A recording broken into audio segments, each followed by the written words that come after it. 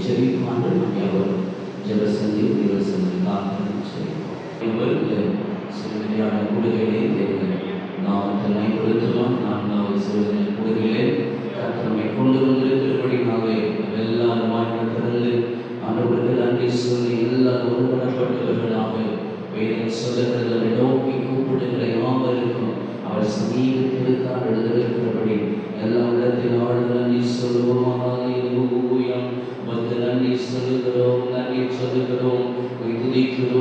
துதிக்கிறோம். ஹல்லேலூயா. ஊறிப் பெருகிட ஊற்றுத் தண்ணீரே, நாளெல்லாம் வாழ்ந்திடும் ஜீவன் தந்ததே. ஊறிப் பெருகிட ஊற்றுத் தண்ணீரே, ஊரெல்லாம் வாழ்ந்திடும் ஜீவன் தந்ததே. ஊற்றுத் தண்ணீரே, ஜீவன் தந்ததே. ஊற்றுத் தண்ணீரே, ஜீவன் தந்ததே. ஊறிப் பெருகிட ஊற்றுத் தண்ணீரே, ஊரெல்லாம் வாழ்ந்திடும் ஜீவன் தந்ததே. ஊறிப் பெருகிட ஊற்றுத் தண்ணீரே, ஊரெல்லாம் வாழ்ந்திடும் ஜீவன் தந்ததே. ஆரோக்கியம் உண்டாகும் போகுமிடமெல்லாம், ஆரோக்கியம் உண்டாகும் போகுமிடமெல்லாம், ஆறுதல் பெருகிடும் ஆவியானவரா, ஆறுதல் பெருகிடும் ஆவியானவரா. ஊறிப் பெருகிட ஊற்றுத் தண்ணீரே, ஊரெல்லாம் வாழ்ந்திடும் ஜீவன் தந்ததே. ஊறிப் பெருகிட ஊற்றுத் தண்ணீரே, ஊரெல்லாம் வாழ்ந்திடும் ஜீவன் தந்ததே. ஊற்றுத் தண்ணீரே, ஜீவன் தந்ததே. ஊற்றுத் தண்ணீரே, ஜீவன் தந்ததே. ஊறிப் பெருகிட ஊற்றுத் தண்ணீரே, ஊரெல்லாம் வாழ்ந்திடும் ஜீவன் தந்ததே. ஊறிப் பெருகிட ஊற்றுத் தண்ணீரே, ஊரெல்லாம் வாழ்ந்திடும் ஜீவன் தந்ததே.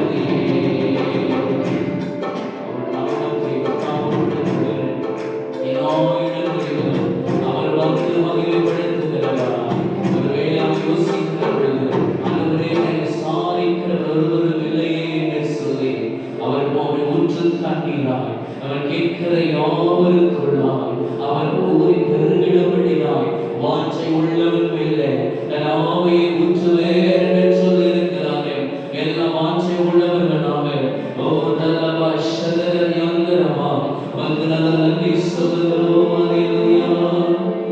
சாமி சொல்ல வருந்திட்டாலும் வருந்திக்காதபோது, துதிகளின் பிதாவா இயேசுவாயவர். சாமி சொல்ல வருந்திட்டாலும் வருந்திக்காதபோது, துதிகளின் பிதாவா இயேசுவாயவர். சூழ்நிலைகள் மாறினாலும் இயேசு உன்னை மறப்பதில்லை. சூழ்நிலைகள் மாறினாலும் இயேசு உன்னை மறப்பதில்லை. சிலுவையில் ஜீவனிலும் நேரத்திலும் இருக்கவில்லை. உனக்கு ஒருவர் இருக்கிறார், உன்னை விசாரிக்க துடிக்கிறார்.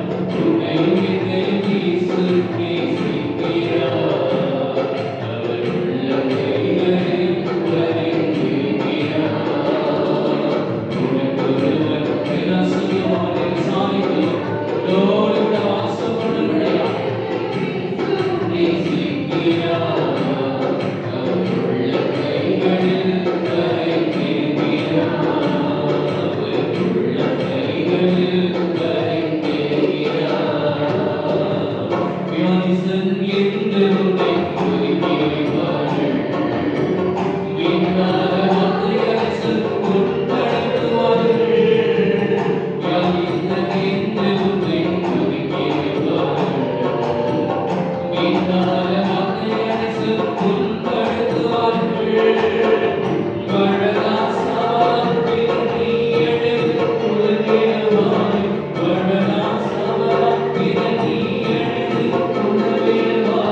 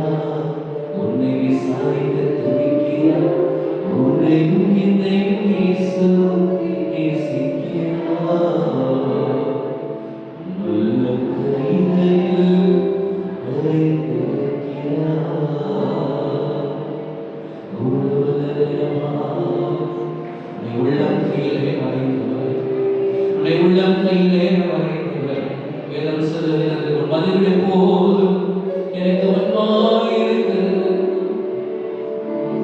செய்யாதவர் உங்கள் பாதங்களை மறப்பார். அவள் மறந்தாலும் நானே மறப்பேனோ என்று சொன்னார்.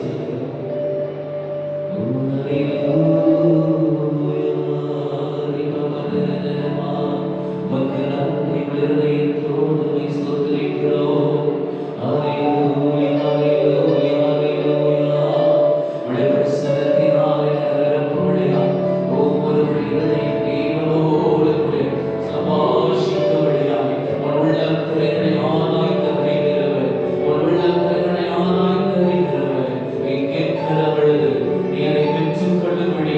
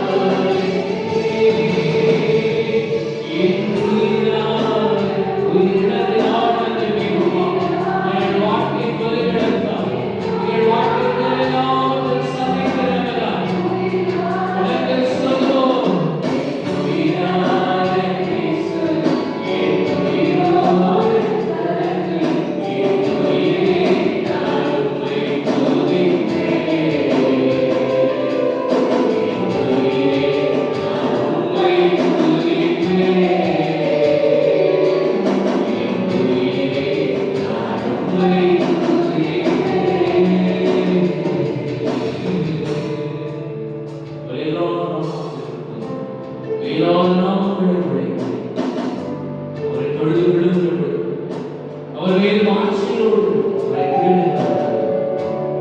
கர்த்தர் வாஞ்சைகளை நிறைவேற்றுகிறார். வேதம் சொல்கிறது கர்த்தருக்கு சித்தமானது உங்கள் கையினாலே ஆய்வு நடந்திருக்கிறது. கர்த்தர்கள் வாழ்க்கையை செய்ய எதை கொடுத்து தேவன் சித்தமுள்ளவராக இருக்கிறார். கர்த்தரை கொடுத்து கர்த்தரை இடப்படுத்தும் வளர்ந்தை உடனே கொண்டு வந்த கருத்தை காத்துகிறோம். நீ பெருகவும் நாங்கள் சிறுகிறோம். அன்றை ஈஸ்வரமாய் வேண்டுகிறோம் என்ற சீவல்ல பிதாவே. ஆமென்.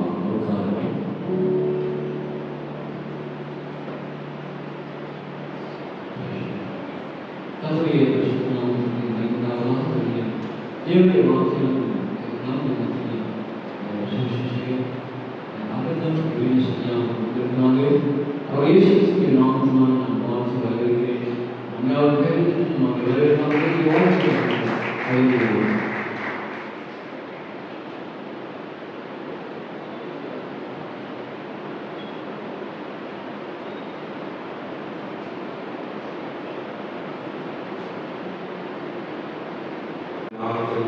எங்கள் பொருள் இருக்கிறீங்க அப்படின்னு சொல்லி எல்லாம் ஒருமப்பட்டு இருக்கிற இடத்துல அவருடைய கரங்களை உயர்த்தி ஆண்டவர் எங்களோடு கூட பேசுங்க ராஜா. இந்த இடத்துல எங்களை நீங்க இந்த நாளில் ஸ்பெஷலாக கொண்டு வந்துருக்கிறீங்க. எங்களோடு கூட பேசுங்க. தனிப்பட்ட விதத்தில் ஆண்டவர் என்னோடு கூட பேசுங்க அப்படின்னு சொல்லி இந்த இடத்துல ஒருமனப்பட்டு அவரை ஸ்தோத்திரிங்க. அப்பா அவரை ஸ்தோத்திரிக்கிறோம். நேற்று வேண்டும் என்று வாக்கு மாறாத எங்கள் அன்பு ஆண்டவரே, இந்த அருமையான ஆசீர்வதிக்கப்பட்ட நல்ல ராத்திரி வேளைக்காக உங்களுக்கு நன்றி செலுத்துகிறேன்.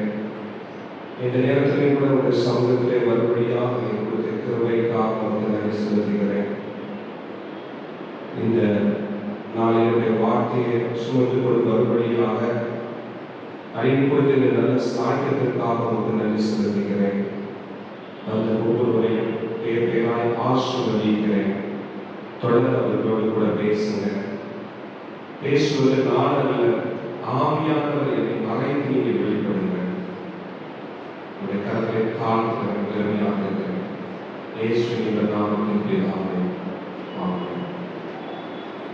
ஆண்டவருடைய ரட்சகருமான இயேசு கிறிஸ்துவின் நாமத்தில் உங்கள் ஒவ்வொருவருக்கும் இந்த மாலை வேளை அன்பின் வாழ்த்துக்களை அன்போடு தெரிவித்துக் கொள்கிறேன். இந்த நாளில் எனக்கு வாய்ப்பு கொடுத்த ராபர்ட் அவர்களுக்கும் அன்பது விசுவாச ஊழியர்களுக்கு அன்பின் வாழ்த்துக்களை தெரிவித்துக் கொள்கிறேன். தொடர்ந்து நாங்கள் தன்னுடைய வாழ்க்கையில் செல்வோம். அதுக்கு முன்னாக ஒரு பாடலை பாடி தேவ செய்திக்குள்ள கடந்து செல்வோம். F minor.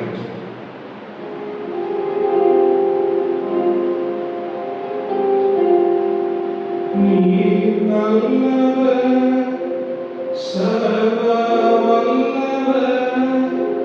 எல்லாம் சேர்ப்பாங்க. நீர் நல்லவர், சர்வ வல்லவர்.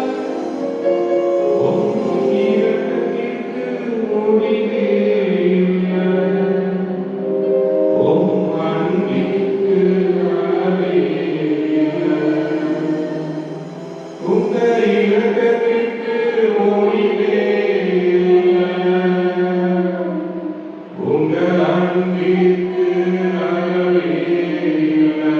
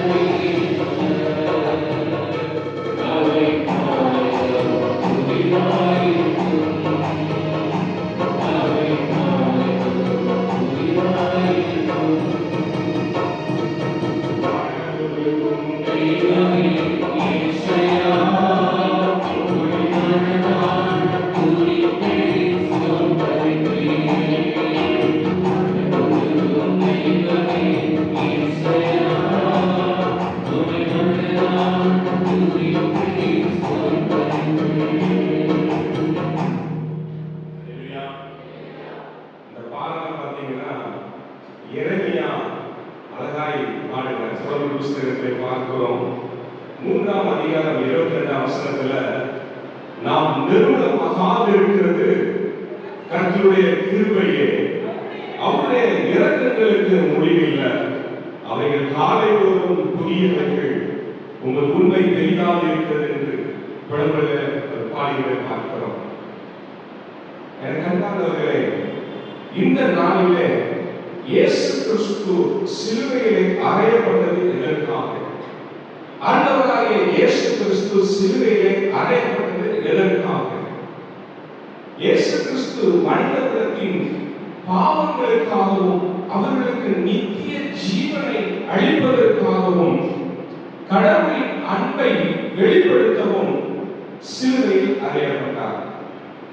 தம்மை விசுவாசிக்கும் அனைவரும் அழிந்து போகாமல் பாவ மன்னிப்பை பெற்று தேவனுடன் ஒப்புரவாக வேண்டும் என்பதே இதன் முக்கிய நோக்கமாக இருந்தது. அப்ப இயேசு கிறிஸ்து மனிதகுலத்தின் பாவங்களுக்காக அவர்களுக்கு நித்திய ஜீவனை அளிப்பதற்காகவும் கடவுளின் அன்பை வெளிப்படுத்துவதற்காகவும் அவர் சிலுவையில் அறையப்பட்டார் என்று பார்க்கிறோம். இதில் நித்திய ஜீவன், இயேசுவை விசுவாசிப்பவர்கள் அழிந்து போகாமல் நித்திய ஜீவனை பெற வேண்டும் என்பதற்காக இந்த பூமியிலே அவர் மரித்தார் என்று பார்க்கிறோம். இந்த இடத்துல நான் சில கேள்விகளை கேட்பேன், நீங்க தைரியமா பதில் சொல்லலாம். இன்றைக்கு நான் புதுசா வந்திருக்கிறேன்னு சொல்றவங்க கரங்களை உயர்த்தலாங்க. நீங்க தான் நாளைக்கு நான் ஃபர்ஸ்ட் டைம் வந்திருக்கிறேன்னு சொல்றவங்க, இன்னும் நான் ஆண்டவரை அறியல, பேப்டிசம் எடுக்கல, இன்னைக்கு தான் நான் புதுசா வந்திருக்கிறேன் அப்படின்னு சொல்றவங்க இருந்தாலும் கரத்தை உயர்த்தி பார்ப்போம். பரவாயில்ல. இயேசு கிறிஸ்து மனித குலத்தின் பாவங்களுக்காக, அவர்களுடைய அக்கிரமங்களுக்காக, நீர்களுக்காக அவர் தன்னையை ஒப்புக் கொடுக்கும்படியாக இந்த உலகத்திலே அவர் வந்தார். 1 தீமோத்தேயு 1ஆம் அதிகாரத்தில் 15ஆம் வசனத்தில் நம்ம பார்க்கிறோம், பாவிகளை ரட்சிக்க கிறிஸ்து இயேசு உலகத்திலே வந்தார் என்று பார்க்கிறோம். அப்போ பாவிகளை ரட்சிப்பதற்காக கிறிஸ்து இயேசு இந்த உலகத்திலே வந்தார் என்று நம்ம பார்க்கிறோம். இன்னைக்கு பாருங்க, ஒரு திமிர்வாத காரணம் பார்த்து ஆண்டவர் சொல்கிறார், அவனுக்குள்ளே ஒரு விசுவாசம் இருக்கும்போது அது திமிர்வாத காரணம் பார்த்து நீ எழுந்து நடந்து சொல்லும்போது அவன் பாவம் மன்னிக்கப்பட்டது என்று சொல்லப்படுகிறதை பார்க்கிறோம். அப்போ பாவிகளை ரட்சிப்பதற்காக ஆண்டவராகிய இயேசு கிறிஸ்து உலகத்திலே வந்தார். அது 1 தீமோத்தேயு 1ஆம் அதிகாரம் 15ஆம் வசனத்திலே பார்க்கிறோம். பாவம் செய்தவர்களை தண்டிப்பதற்காக அல்ல, அவர்களை ரட்சித்து மன்னித்து புதிய வாழ்க்கையை வளர்க்க இயேசு உலகத்தில் வந்தார். நல்ல கவனிங்க அன்பானவர்களே, பாவம் செய்தவர்களை தண்டிப்பதற்காக அல்ல, அவர்களை ரட்சித்து மன்னித்து புதிய வாழ்க்கையை வளர்க்க இயேசு வந்தார். இந்த அதிகாரத்தை பார்க்கும்போது 2011 என்னுடைய வாழ்க்கையில் நடந்த சம்பவம் எனக்கு நினைவுக்கு வருகிறது. 2011 பாருங்க, ஒரு பிசினஸ் காரியமாக ஒரு கோபத்தின் நிமித்தமாக நான் புலர்ச்சியில் தள்ளப்பட்ட ஒரு சூழ்நிலையில் இருந்தேன். 2011 நான் புலர்ச்சியில் 27 நாட்கள் இருந்தேன். பாருங்க, அன்றைக்கு நான் செய்த ஒரு தவறை மன்னிப்பதற்கு ஒரு உலக மனிதன் எடுத்துக்கொண்ட நாட்கள் பார்த்தீங்கன்னா, உலக மனுஷன் ஜட்ஜ்மெண்ட் கொடுக்கிறதுக்கு பாருங்க 11 வருஷம் ஆச்சு. 2011 அந்த கேஸ் ஆரம்பிச்சு அதே ஆர்டர் கோர்ட்ல கடந்த ஒரு 10 ஆண்டுகள் வாய்தா போகக்கூடிய ஒரு சூழ்நிலையில் நான் தள்ளப்பட்டேன். பாருங்க, அன்னைக்கு ஒரு உலக மனிதன் நம்முடைய பாவங்களை மன்னிப்பதற்கு நமக்கு ஜட்ஜ்மெண்ட் கொடுக்கிறதுக்கு எத்தனை ஆண்டுகள் ஆனது? 10.25 வருஷம். எக்ஸாக்ட்டா கரெக்டா சொல்லணும்னா 10.25 ஆண்டுகள் ஆச்சு. ஆனா இன்னைக்கு நாம எத்தனையோ பாவங்களை செய்து வாழ்ந்து கொண்டிருக்கிறோம், எத்தனையோ அக்கிரமங்களை செய்து வாழ்ந்து கொண்டிருக்கிறோம். ஆண்டுடைய ஆலயத்துக்கு வருகிற நல்ல ஆண்டுடைய வார்த்தையை கேட்டோம், நம்ம வீட்டில் போய் நம்முடைய மருமகளையோ இல்ல மாமியாவோ கடிந்து கொண்டு பேசிட்டு இருக்கிறோம். வாழ்ந்து கொண்டு இருக்கிறோம். வேதத்தில் எனக்கு ரொம்ப பிடித்த ஒரு வார்த்தை, நாம் உண்மை இல்லாதவர்களாக இருக்கும்போது அவர் நமக்கு எப்படிப்பட்ட தேவனாக இருக்கிறாரா? அவர் நமக்கு உண்மை உள்ள தேவனாக இருக்கிறார். அவருடைய அன்பிற்கு அளவே இல்லை. எனக்கு அன்பானவர்களே, இந்த உலகத்துல அவர் எதற்காக அடிக்கப்பட்டார்? அவர் எதற்காக நொறுக்கப்பட்டார்? எதற்காக பிதாவானவர் சொந்த குமாரன் பாராமல் தன் குமாரனையே நமக்காக அவர் கொடுத்தார்? ஏன் தெரியுமா? இன்னைக்கு பிதாவானவர் சொந்த குமாரனை எந்த அளவுக்கு அதிகமாய் அவர் நேசித்தாரோ அதே போல நம்ம ஒவ்வொருவரையும் அவர் நேசித்தார். கிரீக்ல காதோஸ் என்று சொல்லக்கூடிய ஒரே சம அளவு பிதாவானவர் எப்படி தன் சொந்த குமாரனை நேசித்தாரோ அதே போல இந்த உலகத்தில் இருக்கிற ஜனங்களை அவர் அதிகமாக நேசித்தார். அதனால அவர் அடிக்கப்பட்டார்.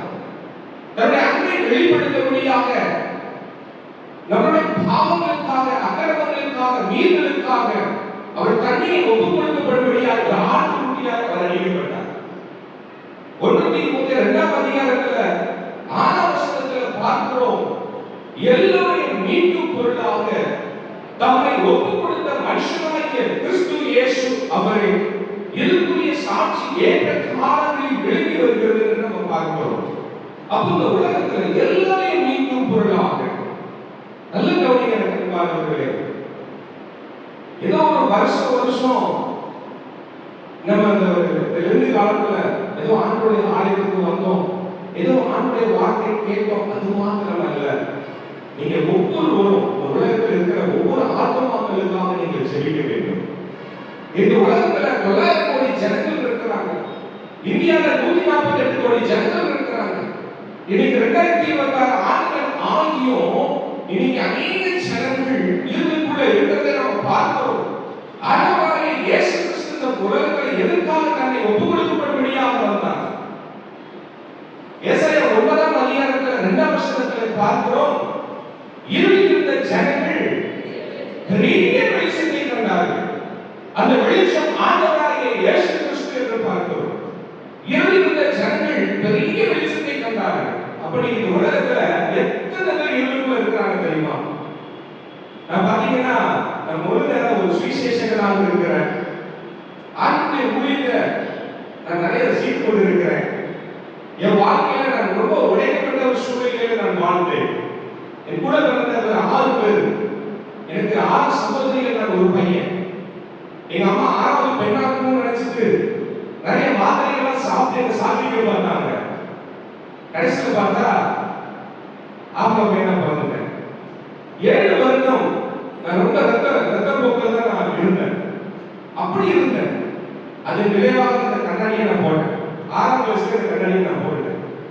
பாருங்க, எரேமியா 1ஆம் அதிகாரத்துல 5ஆம் வசனத்துல பார்க்கிறோம், உன்னை தாயின் கருவிலே நீ உருவாகும் முன்னே நான் உன்னை அறிந்தேன்.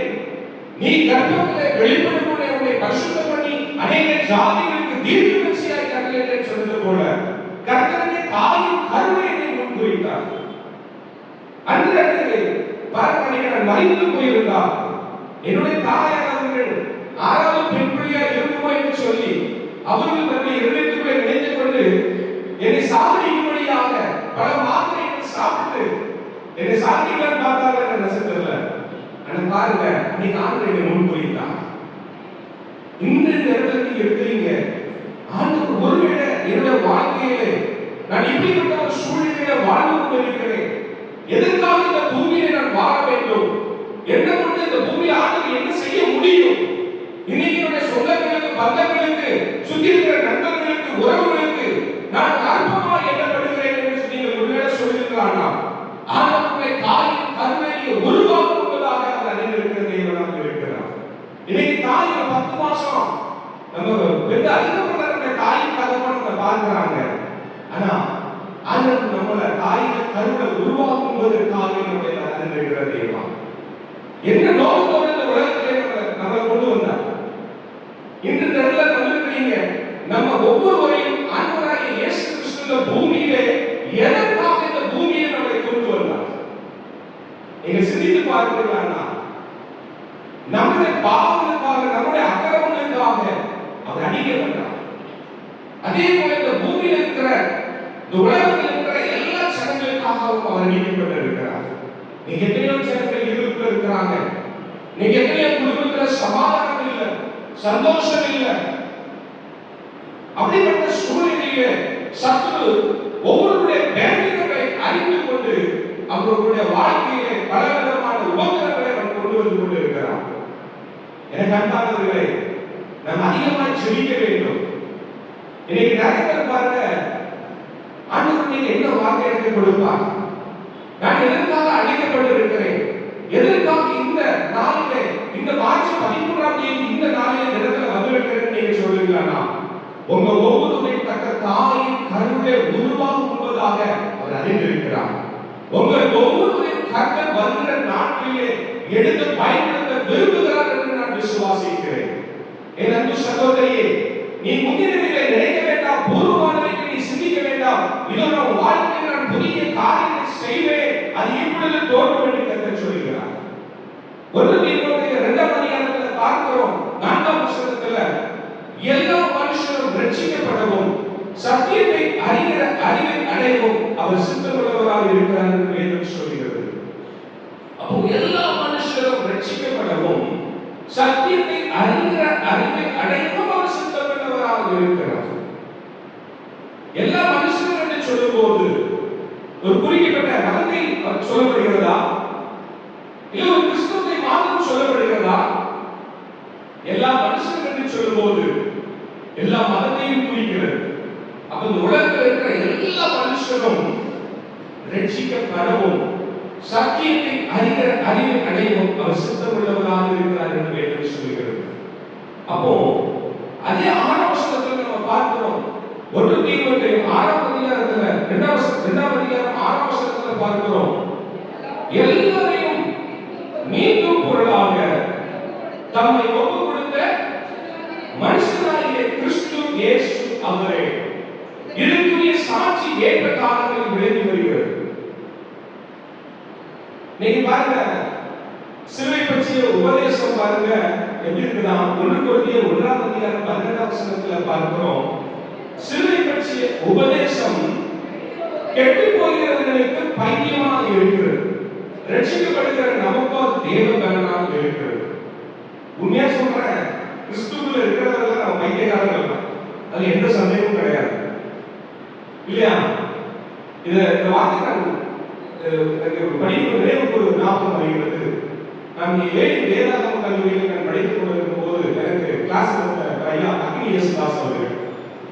நான் கடந்த சில 2 வாரத்துக்கு முன்பாக கீழ்நகர்ல சுவிசேஷம் அறிவித்துக் கொண்டிருக்கும் போது அவரை நான் சந்தித்தேன். அவருக்கு ஞாபகம் இல்லை. அப்ப என்னை அறிமுகப்படுத்திக் கொண்டு, ஐயா நான் சமத்து பேச்சு 2017 உங்களோட நான் படித்தேன் என்று சொல்லி அவரோட நான் பேசிட்டு இருக்கும்போது, அவர் பாருங்க நல்ல ஒரு சுவிசேஷகர், அவருடைய பேர் இயேசுதாஸ், அவருக்கு பக்கத்துல அக்னியேசுதாஸ், நான் அக்னியா இருப்பார். அநேக இடங்கள்ல ரயில்வே ஸ்டேஷன்ல ரயில்வே பகுதியில தைரியமாக அவருடைய முழு பணத்தையும் உபயோகப்படுத்தி இயேசுடைய அன்பை ஒரு சுவிசேஷமாய் அறிவித்துக் கொண்டிருப்பார். இது பாருங்க, ஆர்மியில போலீஸ் அநேக நேரங்கள்ல அவர் பிடிச்சி உள்ள தூக்கி போடுவாங்க. சில நேரங்கள்ல ரொம்ப நேரம் உட்கார வைப்பாங்க.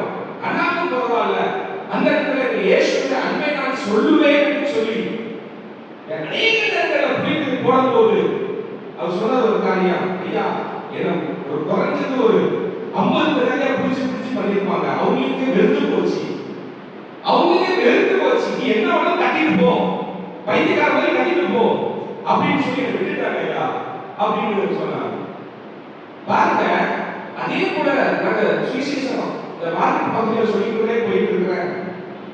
ஐயா உள்ள போறாங்க அப்படின்னு சொல்லிட்டு வந்துட்டு இருக்கிறேன். அங்க இருக்கிற ஆட்டோ டிரைவர்ஸ் தான் பாருங்க, இது என்ன காதால நான் கேட்ட காரியத்தை நான் சொல்லிக்கிறேன். அவர் போயிட்டாரு, அவன் பைத்தியக்காரன் கட்டிட்டு போறான். ரோட எந்த நேரமும் இதே குழம்பு தான், பைத்தியக்காரன் வந்து கட்டிக்கிட்டே போறான். எனக்கு ஒரு வேதனையா இருந்தது. வேதத்துல அழகாய் சொல்லப்படுகிறது. 1 கொரிந்தியர் 1ஆம் அதிகாரம் 27ஆம் வசனத்தை நாம் எடுத்து வாசிப்போம்.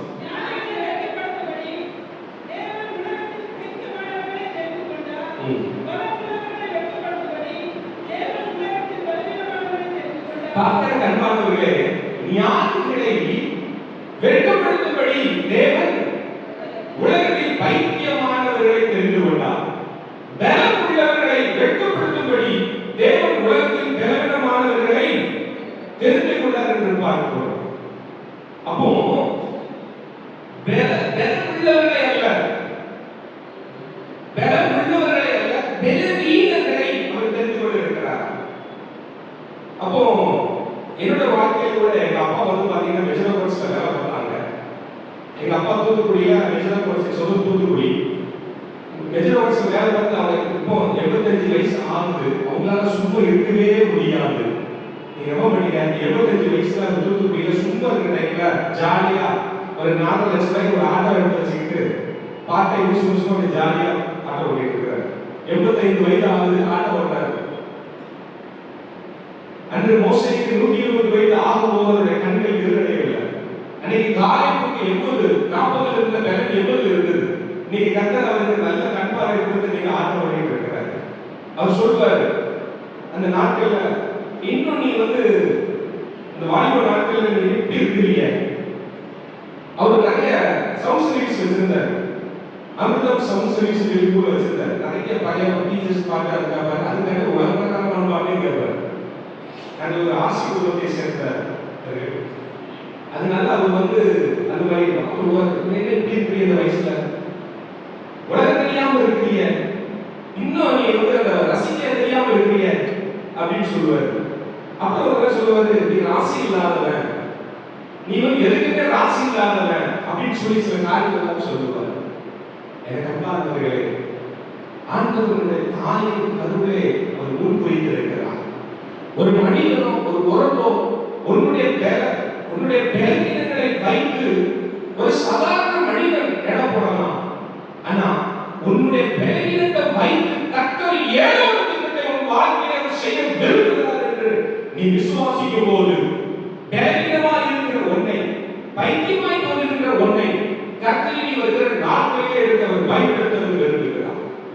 எந்த மனிதனையும் பிரகாசிக்க செய்கிற தேவன் அவர் நம்முடைய வாழ்க்கையில் அவர் இருக்கிறார். ஏசாயா 53ஆம் அதிகாரத்துல 2ஆம் வசனத்தை நாம் எடுத்து வாசிப்போம்.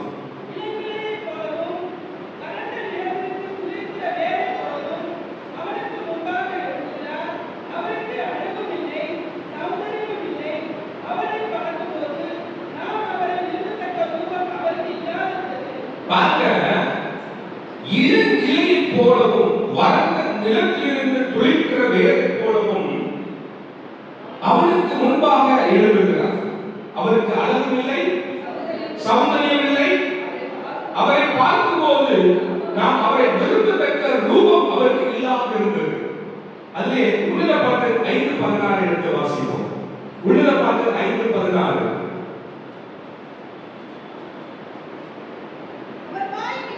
அவர் வாய் மிகவும் மதுரமாக இருக்கிறது, அவர் முற்றிலும் அளவுள்ளவர், இவரே என் நேசர், எஸ்ரேலின் குமாரத்திகளே இவர் என் சிநேகிதர்.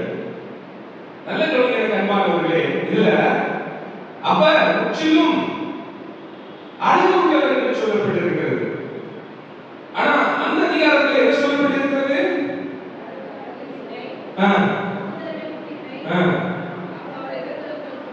பாருங்க, இதுல அவருக்கு அளவும் இல்லை, சௌந்தரியமும் இல்லை. அவரை பார்க்கும் போது நாம் அவரை விரும்பத்தக்க ரூபம் அவருக்கு இல்லாதது என்று பார்க்கிறோம். எதுக்காக அன்பானவர்களே, எதுக்காக அவர் இந்த உலகத்தில் அவர் இப்படி ஒரு அளவும் இல்லாமல், சௌந்தரியமும் இல்லாமல், விரும்பத்தக்க ரூபம் இல்லாமல் அவர் எதற்காக இந்த பூமியில தன்னை ஒப்புக் கொடுக்க வேண்டும்? எதற்காக இந்த பூமியில அவர் தன்னை ஒப்புக் கொடுக்க வேண்டும்? அவர் நம்மை வைத்த அன்பின் நிமித்தமாக அவர் தன்னையே அவர் ஒப்புக் கொடுத்தார். அதே 3ஆம் வசனத்தில் பார்க்கிறோம், அவர் அசட்டை பண்ணப்பட்டவரும் மனுஷனால் புறக்கணிக்கப்பட்டவரும் துக்கம் நிறைந்தவரும் பால் அணிவித்தவரும் இருந்தார். அவரை விட்டு நம்முடைய முகங்களை மறைத்துக் கொண்டோம். அவர் அசட்டை பண்ணப்பட்டிருந்தார், அவர் எண்ணாமல் போனோம். அநேக நேரங்களில் இன்னைக்கு அவர் அசட்டை பண்ணப்பட்டவர்களாக இருக்கிறார், மனுஷனால் புறக்கணிக்கப்பட்டவர்களாக இருக்கிறார்.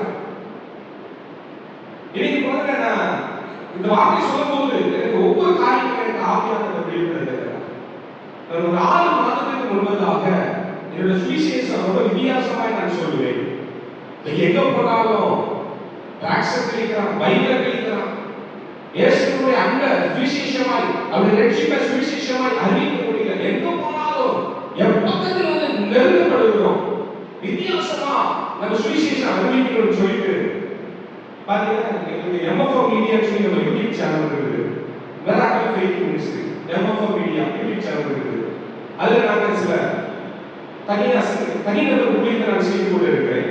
பார்க்ல, பீச்ல, அநேக வாலிப பிள்ளைகள் மத்தியில, அநேக சிறு பிள்ளைகள் மத்தியில, தனிப்பட்ட குடும்பத்தை சந்தித்தவர்களுக்கு ஆலோசனை கொடுத்து இப்படி நான் பல ஊழியத்தை நான் செய்து கொண்டு இருக்கிறேன். பாருங்க, அன்னைக்கு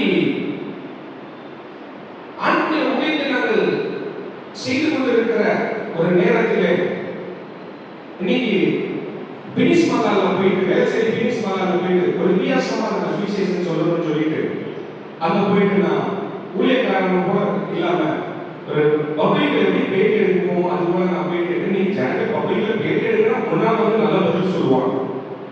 ஆனா இயேசு பத்தி சொல்லணும்னா சலுகை ஏற்றுக்கொள்வாங்க, சலுகை ஏற்றுக்கொள்ள மாட்டேங்கிறாங்க. அப்ப அந்த இடத்துல போயிட்டு அப்ப நான் கேட்டேன், ஐயா நம்மளுடைய பாவங்களுக்காக நம்மளுடைய சாபங்களுக்காக ஒருவர் அடிக்கப்பட்டார், அது யாரும் தெரியுமா நான் கேட்டேன். அவங்க என்ன பதில் சொல்லியிருப்பாங்க நீங்க சொல்லுங்க பார்ப்போம். இன்னைக்கு இன்றைய தலைமுறையில ஒரு சொல்லக்கூடிய காரியம் நீ நம்புறீங்களோ நம்ப முடியலோ, நீ யூடியூப்ல போனீங்கன்னா அந்த வீடியோ அதெல்லாம் நீங்க பார்க்கலாம். நான் கேட்கிறேன், ஐயா உங்களுடைய பாவங்களுக்காக சாபங்களுக்காக அடிக்கப்பட்டது யாரையான்னு கேட்டேன். இன்னொருத்தரை பார்த்து ஐயா பாவம்னா என்னையான்னு கேட்டேன்.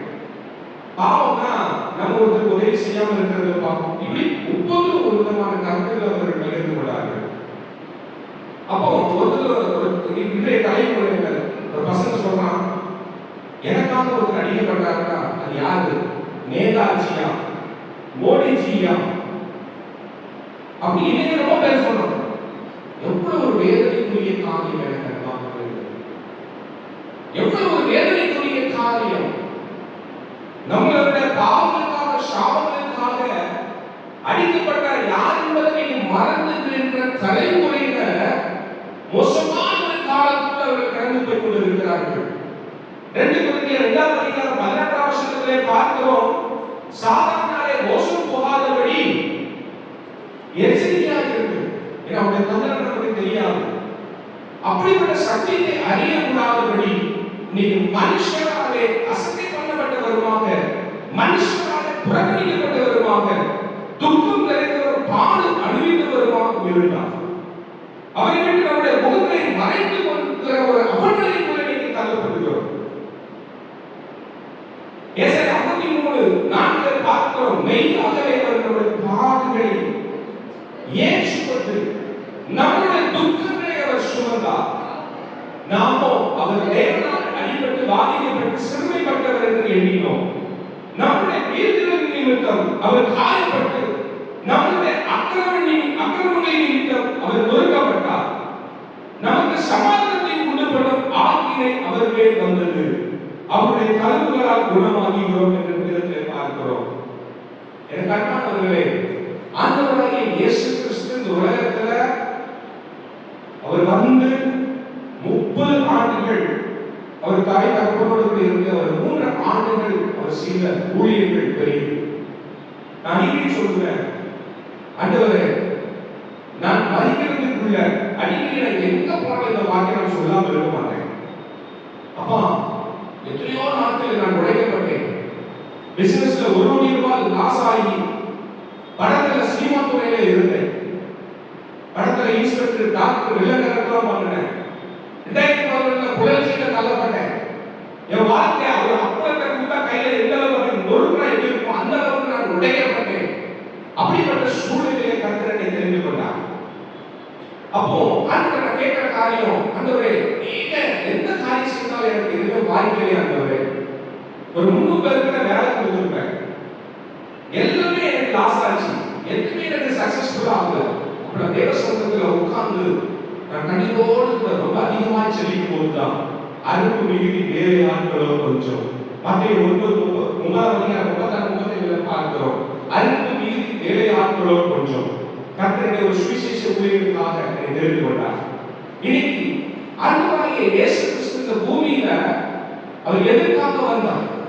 அப்ப இந்த உலகத்தில் இருக்கிற 900 கோடி ஜனங்களை ரட்சிக்கவும், இந்தியாவில் இருக்கிற 148 கோடி ஜனங்களை ரட்சிக்கவும், இந்த பெரும்பாக்கம் பகுதியில் இந்த சென்னை மாவட்டம் முழுவதுமாக இருக்கிற ஜனங்களை ரட்சிப்பதற்காகவும் ஆண்டவராகிய இயேசு உலகத்திலே வந்தார். இன்னைக்கு எத்தனையோ ஜனங்கள் விடுதலை இல்லாம நிறைய பார்க்கிற உலகத்துல அநேக இப்ப நான் போன மாசம் முதல் மாசம் ஒரு வாரம் பேக்ல உள்ள கன்வென்ஷன் எஃப்எம் ரேடியோல இருந்து கூப்பிட்டாங்க. போய் நாங்க நல்ல ஊழியத்தை நாங்கள் செய்யணும். அநேக பேர் விடுதலை அடைந்தாங்க. இன்னைக்கு எனக்கு விடுதலையாக யாரெல்லாம் போடும்? நான் இப்படிப்பட்ட ஒரு வேலையிலே இருக்கிறேனே, எனக்கு ஒரு சமாதானம் இல்லையே, நான் ஒரு ரகசிய பாவங்களை வாழ்ந்து கொண்டிருக்கிறேனே, நான் இப்படிப்பட்ட ஒரு சூழ்நிலை வாழ்ந்து கொண்டிருக்கிறேனே, என்னை விடுதலையாக யாரெல்லாம் கூடும் சொல்லி இன்னைக்கு அநேக சனங்கள் தன்னுடைய இருதயத்திலே தன்னுடைய வீட்டுக்குள்ளே நாளும் அறைக்குள்ளே அழுது கொண்டிருக்கிறதை நான் பார்க்கிறேன். எனக்கு அன்பானவர்களே, யோவான் 8:36 பார்க்கிறோம். குமாரன் உங்களை விடுதலை ஆக்கினால் மெய்யாகவே நீங்கள் விடுதலை ஆவீர்கள். அப்ப குமாரன் உங்களை விடுதலை ஆக்கினார், மெய்யாகவே இந்த உலகத்தில் இருக்கிற எல்லா ஜனங்களும் விடுதலை ஆக முடியும். அதே யோவான் 8:38 பார்க்கிறோம்.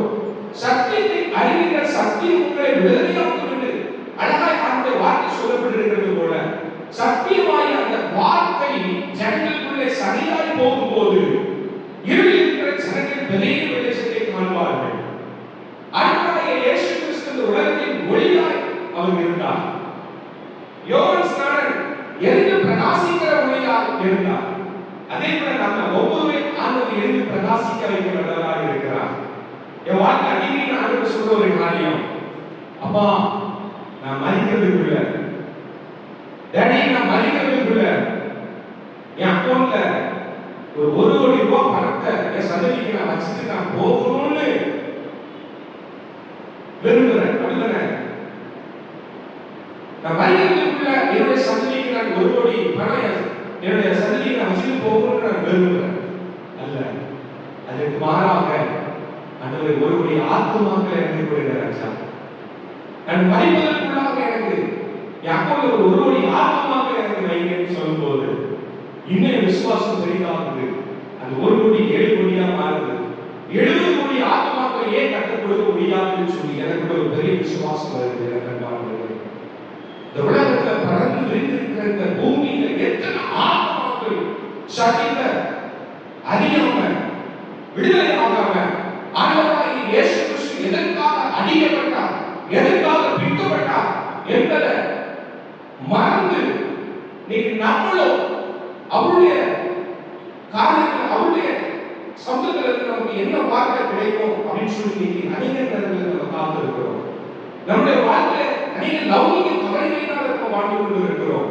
நம் பிள்ளைகளை குறித்து, நம் குடும்பங்களை குறித்து, நம் கடனை குறித்து, நாம் செய்கிற பிசினஸை குறித்து எத்தனை நாட்கள் நம்ம கவலைப்பட்டு கொண்டு இருக்கிறோம். இன்னைக்கு நான் உங்களுக்கு சொல்றேன், உங்களுடைய ஜெபத்தை எல்லாம் தூக்கி முக்கிய போடுங்க. உங்களுக்காக ஜெபிக்கிற காரியத்தை தூக்கி போட்டுட்டு உங்க பக்கத்து வீட்டில் இருக்கிறவங்களுக்காக ஜெபிங்க. உங்க வேலை செய்கிற இடத்துல அவங்களுக்காக நீங்க வேலை செய்யுங்க. கல்வியில படிக்கிற மாணவர்கள் அங்க இருக்கிற வாழ்க்கைகளுக்காக நீங்க ஜெபிங்க. ஒரு பால் தூக்கி எப்படி நீங்க தூக்கி போடுறீங்களோ அந்த பால் திருப்பி எப்படி ரிட்டர்ன் உங்களுக்கு வருதோ, நீங்க மற்றவங்களுக்காக ஜெபிக்க ஜெபிக்க ஜெபிக்க கர்த்தர் உங்களுடைய சிறையிருப்பை மாற்றுவார். உங்களுடைய துக்கம் சந்தோஷமாய் மாறும் என்று கர்த்தர் சொல்லுகிறார். நீ மற்றவங்களுக்காக ஜெபிக்க ஒப்புக் கொடுக்கணும். நல்ல கல்விகளுக்கு அன்பானவர்களே, மோசமான ஒரு காலத்திலே அவலட்சணமான காலத்தை நம்ம வாழ்ந்து கொண்டிருக்கிறோம். என்னிடத்துல கேட்டுக்கொண்டிருக்கிற ஆவியாளர் ஒரு உணர்கிறார் இருக்கிற ஆண் பகுதியிலே இதற்கு வந்து உட்கார்ந்து இருக்கிறவங்களுடைய வாழ்க்கையிலே நான் ஒரு காரியத்தை முழுமையாக செய்ய வேண்டும், ஒரு காரியத்தை நான் முழுமையாக செய்ய வேண்டும், சில காரியங்களுக்காக நான் காத்திருக்கிறேன் என்று ஒருவேளை நீங்க இந்த இடத்துல உட்கார்ந்து கொண்டிருப்பீங்களான்னா கர்த்தர் உங்களோடு கூட தான் என்று பேசுகிறார். கர்த்தர் உங்களோடு கூட தான் பேசிக் கொண்டிருக்கிறார். உன் வழியை கர்த்தருக்கு ஒப்புவித்து அவர் மேல் நீ நம்பிக்கையாக இரு, அவர் உன் காரியத்தை வாய்க்க பண்ணுவார் என்று அந்த வாக்கியம் சொல்லப்படுகிறது. அப்ப நீங்க மற்றவர்களுக்காக ஜெபிக்கும் போது கர்த்தர் உங்களுடைய சிறைகளை மாற்றுவார். வேதத்தை அழகாக பார்க்கிறோம். மத்திய 24ஆம் அதிகாரம் 18ஆம் வசனத்திலே பார்க்கிறோம். ராஜ்யத்தினுடைய இந்த சுவிசேஷம் பூலோகம் எங்கும் உள்ள சகல ஜாதிகளுக்கும் சாட்சியாக பிரசங்கிக்கப்படும். அந்த வசனத்திலிருந்து வாசிக்கிறோம்.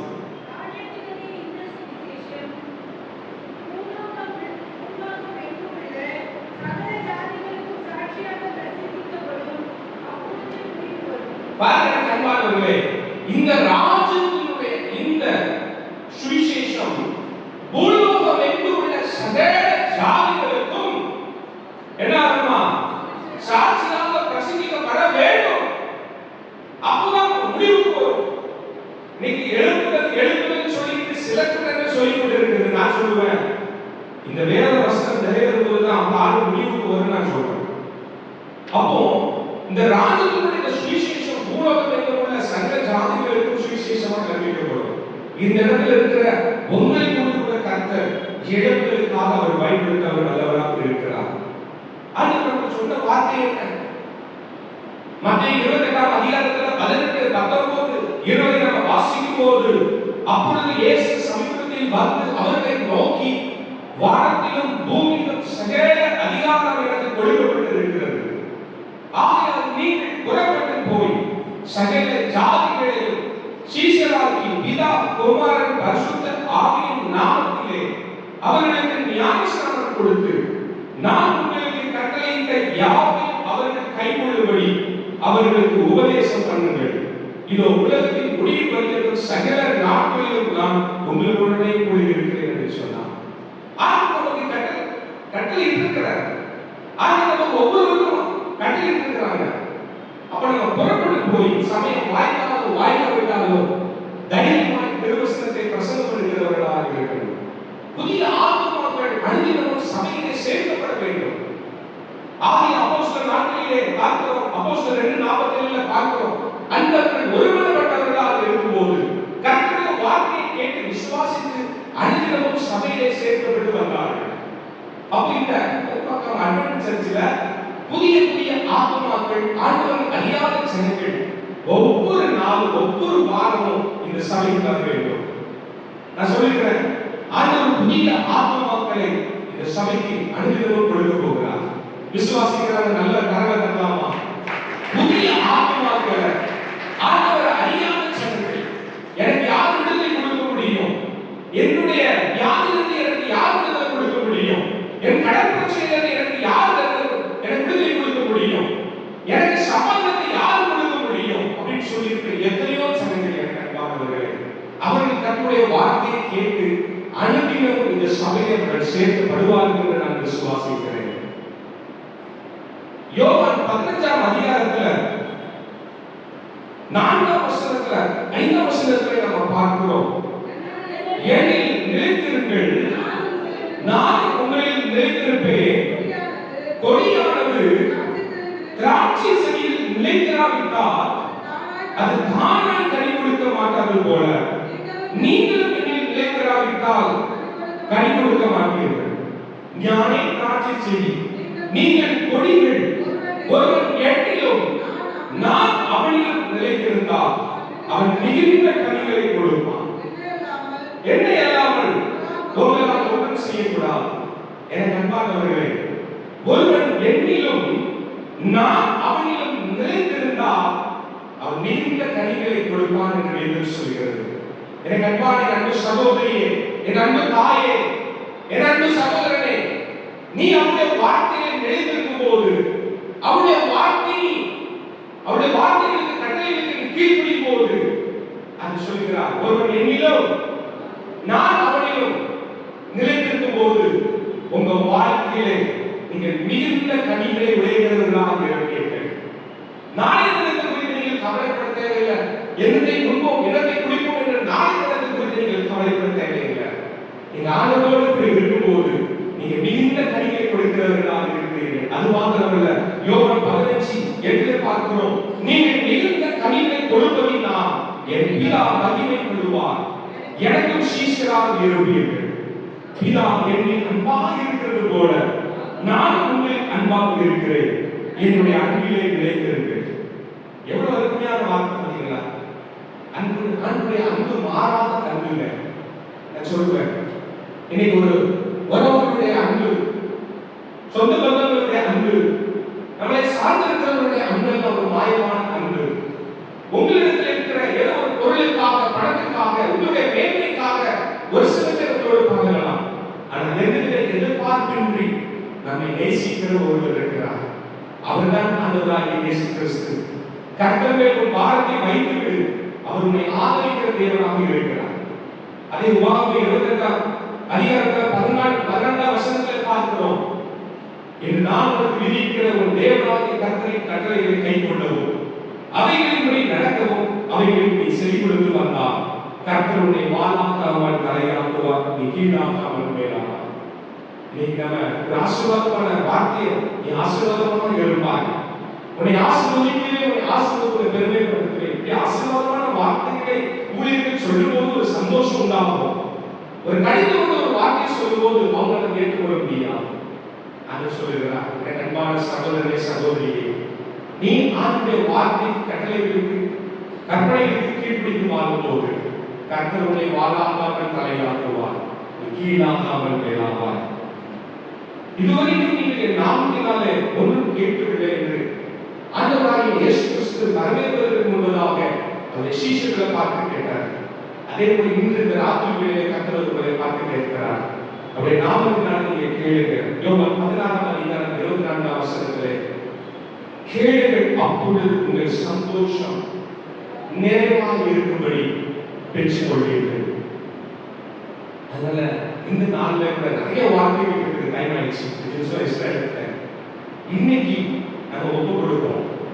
அந்த இந்த உலகத்துல எதற்காக நீங்க அடிக்கப்பட்டீங்க, எதற்காக ஒதுக்கப்பட்டீங்க, எங்களுக்கு மாத்திரம் நல்ல ஆண்டவரே, இந்த உலகத்தில் இருக்கிற 900 கோடி ஜனங்களுக்காக, 148 கோடி இந்திய ஜனங்களுக்காக வெளியே வச்ச ரத்தத்தை நீங்க எங்களுக்காக சிந்தினீங்க. நம்மள ஒரு ஐஸ்வர்யமான மாற்றுவதற்காக அவர் தரித்திரனாகி அவர் சிலுவையில் அதன் மூலமாய் தன்னை ஒப்புக் கொடுத்தார். நம்ம ஒவ்வொருவரை நினைவு கூர்ந்து வாழ்கிறது ஒரு வாழ்க்கை. எனக்கு அன்பானவர்களே, அந்த ஒரு வாழ்க்கையை ஐயா நான் இதுவரைக்கும் என் வாழ்க்கையில உலக பிரகாரமான வாழ்ந்துட்டேன், உலக பிரகாரமான அன்பை நோக்கி நான் ஓடிட்டேன் அப்படின்னு ஒரே சொல்லுகிறாங்க. இந்த ராத்திரிகளிலே உங்க இருதயத்தை அவருக்கு நேராக வைத்திருக்கும் போது ஒரு தேவ சமாதானம் உங்களை நிரப்பும். இந்த ராத்திரிகளிலே ஒரு தேவ சமாதானம் உங்களை நிரப்புகிற இந்த ராத்திரிகளிலே நீங்க அவருடைய நாமத்தினாலே கேளுங்க. ஆண்டவரே, இன்று என்னை அர்ப்பணிக்கிறேன், என்னை உனக்கு உகந்த ஒரு வழியாக நான் அர்ப்பணிக்கிறேன், என்னை இருந்து பயன்படுத்துங்க என்று சொல்லும் போது ஒவ்வொருவரையும் கர்த்தர் 1000 10,000 பேருக்கு கர்த்தர் எடுத்து பயன்படுத்துகிறார். பயன்படுத்துவாரா, பயன்படுத்த மாட்டாரா? அவர் பயன்படுத்துகிற தேவனாக இருக்கிறார். எந்த மனிதனை பிரகாசிக்க செய்கிற தேவனாக இருக்கிறார். அன்பானவர்களே, இந்த வார்த்தையை இந்த காது வாங்கி இந்த வருங்காலத்தில் விட்டுட்டு போகாதபடி உங்களுடைய இருதயமான படைகளை எழுதி வைத்து ஒவ்வொரு நாளும் இயேசுவின் அன்பை ருசித்து இயேசுவின் ரட்சிப்பை மற்றவர்களுக்கு நீங்க சொல்லுங்க. சங்கீதம் 96:2 பார்க்கிறோம், கர்த்தரை பாடி ஸ்தோத்திரித்து நாளுக்கு நாள் ரட்சிப்பை சுவிசேஷமாய் அறியுங்கள். காலம் சமீபமாக இருக்கிறது. எனக்கு அன்பானவர்களே, எபேசியர் 5:16 பார்க்கிறோம், காலத்தை பிரயோஜனப்படுத்திக் கொள்ளுங்கள், நாட்கள் கொள்ளாதவர்களாக இருக்கிறபடினாலே என் நாட்களை பிரயோஜனப்படுத்திக் கொள்ளுங்கள். உங்கள் ஒவ்வொருவரையும் கர்த்தர் எடுத்து பயன்படுத்துவார். உங்கள் பிரச்சனையை கண்டு நீங்க கவலைப்படாதீங்க, உங்க வியாதியை கண்டு நீங்க பயப்படாதீங்க, உங்க எதிர்காலத்தை குறித்து நீங்க பயப்படாதீங்க. அவர் நீங்க சார்ந்திருக்கும் போது ஒரு எண்ணிலும் நான் அவனிலும் நிலைத்திருந்தால் அவர் மிகுந்த கனிகளை கொடுப்பார் என்று அந்த வார்த்தை சொல்கிறது. நம் ஜெபிக்க முடியலாமா? கண்களை மூடி ஆண்டவரே, எங்களோடு பேசின உங்க வார்த்தைக்காக உங்களுக்கு நன்றி செலுத்துகிறேன். ஆண்டவரே, நீங்க எத்தனையோ சிலர்கள் ஆண்டவரே இருளுக்குள்ள இருக்கிறாங்கப்பா. இந்த உலகத்தில் எதற்காக வந்தீங்க, எதற்காக அடிக்கப்பட்டீங்க என்பதை மறந்து இருக்கிற ஜெனரேஷன் வந்து இருக்கிறாங்கப்பா. நாங்க சொல்லாம உங்க அன்பை மற்றவங்களுக்கு யாருப்பா சொல்லுவா? நீ அப்படி ஒப்பு கொடுக்கும் போது ஒரு தேவ சமாதானம் இந்த ராத்திரி வேளையில உங்களை நிரப்பி கொண்டு இருக்கிறது. நீங்க ஒப்பு கொடுங்க. ஒப்பு கொடுத்து ஆண்டவரே இந்த வார்த்தையை கேட்டு இந்த வார்த்தைப்படி நடப்பதற்கு வேண்டிய கிருபை கிடைக்கிறதுக்காக ராஜா நீங்க நிலவான்களை தெரிந்து கொள்ளுங்க, நிலைவீனங்களை தெரிந்து கொள்ளுங்க என்று வேதம் சொல்கிறது. ஒருவேளை இந்த இடத்தில் நீங்க ஒரு நிலைவீனமான ஒரு சூழ்நிலையை கடந்து வருவீர்களானால் ஒரு இருதயத்தை அவருக்கு நேராக வைத்திருக்கும் போது கர்த்தர் ஒரு பெரிய காரியத்தை செய்வார். அப்போ அவருடைய வார்த்தைக்காக அவருக்கு நன்றி செலுத்துகிறேன். தொடர்ந்து வார்த்தை நல்ல நிலத்தில் இருந்த வார்த்தையாக 30, 60, 100 அப்பா கிறிஸ்துவுக்குள்ளாக பலப்படுகிறோம். இந்த சபை பக்திவிருத்தி என்று அதனுடைய நாடுகளால் பக்திவிருத்தி அடையட்டும். அநேக புதிய ஆத்மாக்கு இந்த சபைக்கு இந்த வார்த்தை கேட்டு ஓடி வரவர்களே தொடர்ந்து வந்தவர்களை பிதா குமாரன் பரிசுத்த நாமத்தினாலே ஆசீர்வதிக்கிறேன். ஒருவேளை வியாதியில வந்திருப்பார்களா, வேலையிடத்துல வந்திருப்பார்களா, கடன் பிரச்சனையில வந்திருப்பார்களா, கர்ப்பத்தின் கனிக்காக வந்திருப்பார்களா, ஏதோ ஒரு சுகத்துக்காக வந்திருப்பார்களா, தன் பிள்ளைகளுடைய திருமண காரியங்களுக்காக வந்திருப்பார்களா, இந்த பிள்ளைகளுடைய வாழ்க்கையை அற்புதத்தை செய்ய நான் உங்களுக்கு முன்பே கோர்களிலே சபை காப்புவேன். ஆராய்ந்து முடியாத பெரிய காரியங்களை எண்ணி முடியாத அதிசயத்தை நான் செய்திருக்கிறேன் சொல்லிக்கிறோம். என் வார்த்தைக்காக ஸ்தோத்திரம். என் கரத்தை தாழ்ந்து பெருமையாக இருக்கிறேன். இயேசுவின் நாமத்தில் பிதாவே, ஆமென்.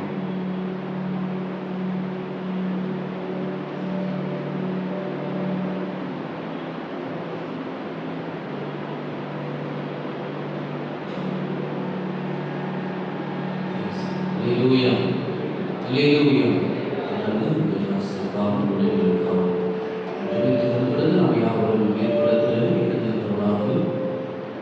விசுவாசத்தை தொண்ணூற்று 1ஆம் கல்வாரி எண்ணிடும் பாடலை பாடவும்